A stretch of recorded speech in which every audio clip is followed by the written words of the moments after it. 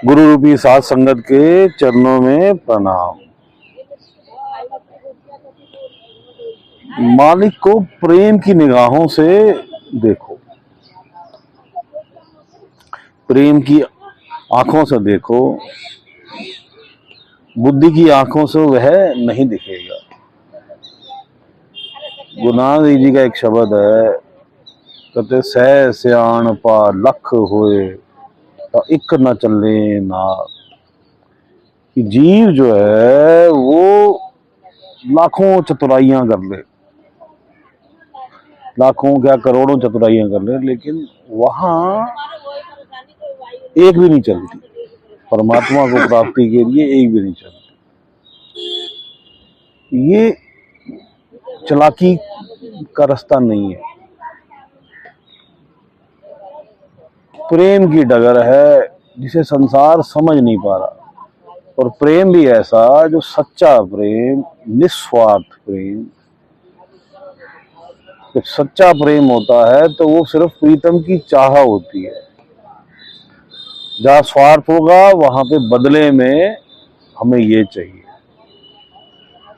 हम अगर संसारिक अपना देखें कि हम भी सोचते हैं कि हमें अपने पत्नी से प्रेम है, माता पिता से प्रेम है, अपने पुत्र से पुत्री से प्रेम है, या मित्र आदियों से प्रेम है, हमें उनमें स्वार्थ ही नजर आएगा।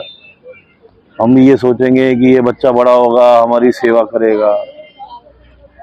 बेटा है जो है वो माता पिता से भी स्वार्थ करेगा कि माता पिता मेरी करेंगे, मेरे लिए धन छोड़ के जाएंगे, मेरी देखभाल करेंगे। इसी प्रकार पति पत्नी का भी प्रेम जो है अधिकतर क्या, बहुत तकरीबन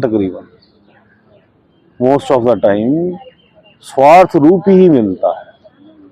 क्योंकि और ये असल में प्रेम भी नहीं है, हमसे प्रेम नहीं कहेंगे, ये स्वार्थ जुड़ा है। इस संसार में रिश्ते जो हैं वो स्वार्थ रूपी हैं। हर चीज जो है वो स्वार्थ से जुड़ी हुई है।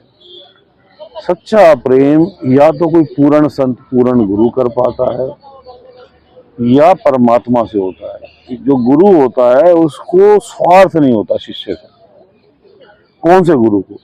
जो पूर्ण गुरु है, जो कामिल मुर्शिद है, जो ट्रू मास्टर है, उसे स्वार्थ नहीं होता कि ये शिष्य मुझे धन दान देगा, ये मुझे मान सम्मान देगा, मेरा नाम होगा। वो केवल मालिक की सेवा में लगा होता है, और ये भी उसके लिए एक सेवा होती है। परमात्मा के साथ वो इस तरह अटैच होता है जैसे बूंद सागर में मिल जाती है, इसलिए वो अलग नहीं है, तो वो परमात्मा स्वरूप ही हो जाता है। इतना उस पूर्ण संत का जो प्रेम है इतना ऊंचा हो जाता है कि अगर कोई शिष्य जाके उन्हें जो है वो कत्ल करने के लिए चाकू मार लो, उसके मारने के बाद भी उस संत के अंदर प्रेम उस शिष्य के प्रति कम नहीं होगा। उसका प्रेम उतना ही बरकरार रहेगा, क्योंकि ना वहां कोई द्वेष है, ना कोई स्वार्थ है, ना कोई ईर्ष्या है। सिर्फ दया भाव है कि हे, ये जो संसार जो है वो इस दलदल में, काल रूपी दलदल में फंसा हुआ है, और प्राणी कर्रा रहे हैं, आत्मा कर्रा रही है सब प्राणियों की, कोई निकालने वाला नहीं है। दया करके ऐसा संत, दया करके जो प्राणी उसके कहे पे चलते हैं, जो अमल करते हैं, उनको निकालता है। इथे उथे अमला दे होन निबेड़े, किसे नहीं तेरी जात पूछनी। ना ही वो संत किसी जीव की जात पूछता है। अगर कोई संत, कोई आपको लगता है कि जी ये गुरु जी हैं, ये तो मजहब की बात पूछ रहे हैं कि भाई मैं इसी मजहब के आदमी को शिक्षा दूंगा, तो आप ये मान लो कि वो भी पूर्ण स्थिति पे नहीं पहुंचा। क्योंकि जब जो संत पूर्ण स्थिति में पहुंच जाता है, जो गुरु पूरा जो होता है, उसकी एक खासियत है, उसके लिए ना मजहब है, ना उसके लिए प्रदेश है, ना उसके लिए देश है, ना उसके लिए नीच ऊंच है, ना इसके लिए स्त्री पुरुष है। ये नहीं भेदभाव कि जी मैं स्त्रियों को नहीं दूंगा, न पुरुषों को ज्ञान नहीं दूंगा, ना जी मैं तो सिर्फ रईसों को दूंगा, अमीरों को दूंगा, जो बड़े बड़े मेरे यहाँ चढ़ावे चढ़ाएंगे उनको दूंगा, गरीब आदमी को मैं अपने यहाँ घुसने भी नहीं दूंगा। नहीं, ऐसा नहीं होता। जो सच्चा संत होता है उसे अपने शिष्य से एक पाई का भी स्वार्थ नहीं होता। इसलिए कोई आपको अपने दरबार में, अगर तुम्हारी सच्ची प्यास है, साची प्रीत है आपकी परमात्मा से मिलने की, और कोई ऐसा स्थान है जहां आपका प्रवेश जो है, एंट्री जो है आपकी वर्जित है, गरीबी की वजह से, जाति की वजह से, ऊंच नीच की वजह से, देश की वजह से, तो इसलिए तू गम ना कर, क्योंकि पूर्ण संत जो है वो पूरा है, किसी प्रकार का भी उसमें भेदभाव नहीं, क्योंकि ना परमात्मा भेद करता है, ना उसका पूरा गुरु जो प्रदान करता है वो संसार को, वो भेदभाव करता है। ऊंच नीच न करे मेरा गोविंद, परमात्मा ऊंच नीच नहीं करता। संसार में ऊंच नीच रहती है, कितना भी करे, जाति का वर्चस्व रहता है कि ये जाति, ये मेरी जाति, इस जाति का प्रवेश है, या इस जाति का जो आएगा वो ऐसे व्यवहार करेगा, क्योंकि संसार ने अपने नियम बना लिए, और बनाए किसके? काल के प्रभाव से, जीव को फंसाने के लिए, ताकि ये मजहब जातियों में लड़ लड़ के, इसके अहंकार में, इसके मद में, इसके मोह में, और इसी की वजह से क्रोध करके जो है यहाँ पे खप जाए, मरता रहे फिर जन्म लेता रहे, मरता रहे फिर जन्म लेता रहे, खप जाए। जो भी जीव जो है अपनी 84 पार करके, या बीच में कुछ योनियां पार करके फिर मनुष्य में आएगा, फिर इन्हीं उलझनों में काल उन्हें फंसाए रखेगा, इसी दलदल से उसे निकलने नहीं देगा। हे जीव, तू साची प्रीत कर उस परमात्मा से, यहाँ चलाकियों का कोई काम नहीं है। तेरी 1,00,000 चलाकियां, तेरी करोड़ चलाकियां, लख सियाण पर तेरी एक भी नहीं चलेगी। ना तेरे संसारिक स्वार्थों का यहाँ कोई काम है। तू संसारिक स्वार्थ करता हुआ अपने आप को ही इस दलदल में खुद ही फंसा रहा है। जिस प्रकार अगर आपने मछुआरों को देखा हो कि केकड़े पकड़ते हैं जब, तो केकड़ों को एक टोकरी में डाल के खुला छोड़ देते, फिर भी कोई भी केकड़ा जो है वो बाहर नहीं निकल पाता। वह इसलिए नहीं निकल पाता, तो एक केकड़ा चढ़ता है तो दूसरा केकड़ा उसकी टांग नीचे से खींच लेता है, तो उसको मछुआरे को ऊपर कवर नहीं करना पड़ता, केकड़ा ही, एक केकड़ों का ही ये समूह जो है वो दूसरे को बाहर निकलने नहीं देता। इसी प्रकार हम जीव भी हैं। जब कोई प्राणी परमात्मा के मार्ग चलता है तो हम सब उसके खींचने में लग जाते हैं कि तू मूर्ख हो गया है, इस संसार में तू खाने पीने के लिए आया है, तेरी ड्यूटी है परिवार के प्रति, देख तेरी पारिवारिक जो है ड्यूटियां छूट जाएंगी, तेरे बच्चों का क्या होगा, तेरे माता पिता का क्या होगा, तेरी पत्नी का क्या होगा, तेरे कुंबे का क्या होगा, तेरी जाति का क्या होगा, तेरे देश का क्या होगा। इसी में फंसा के उसकी टांग खींच के जीव को फिर इसी दलदल में फंसा देते हैं, और जीव जो है वो निकल नहीं पाता।